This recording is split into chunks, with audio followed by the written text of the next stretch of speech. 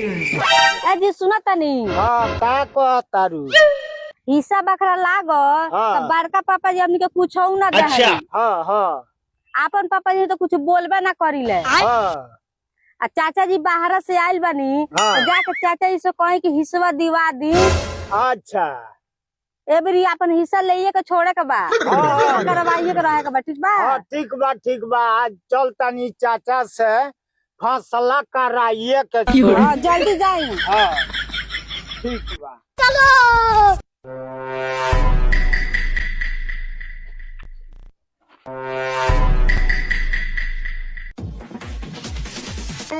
चाचा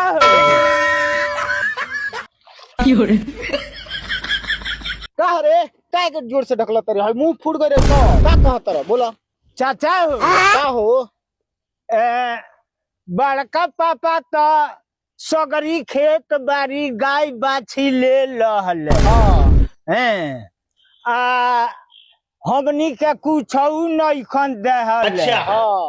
हैं तो चलो आ हमनी के हिस्सा फरिया दो बड़का पापा से। अब ना दहले तो उनका से मारा मारी कोई जाए। तू कह दो उनका से हमारे हिस्सा दिवा दो।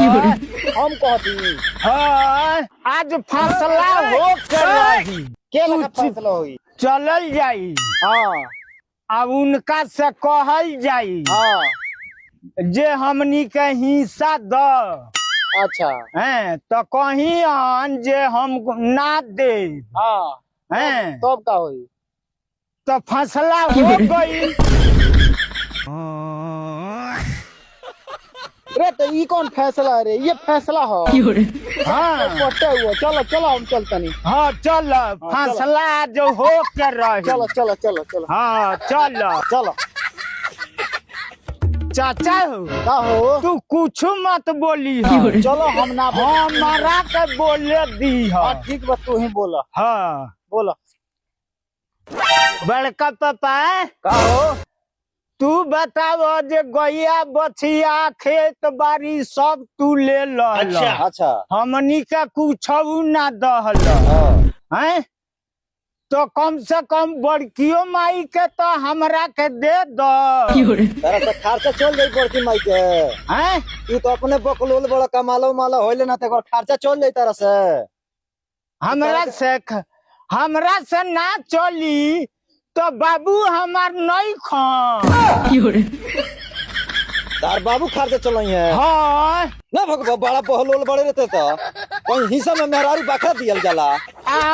हमार मम्मी चल गई बिया मामा की है तो बड़की माई के दे घोलब तो का हो जाए। चलो चलो छोड़ो बड़ा बकलोल बड़ा हो मेहरारू मांगे वाला चीज है जो तू मांगे तरह हम कनी हाँ जे मम्मी हमार चल गई बिया मामा की है हाँ वही सब बड़की माई आती तो हमारा बाबू के उबार हो जाए। तो शुक्र बा जे मरले है ना तोहरो के हमरो के छोड़ दले। चलो ना दिया वही का पता ही ना दी।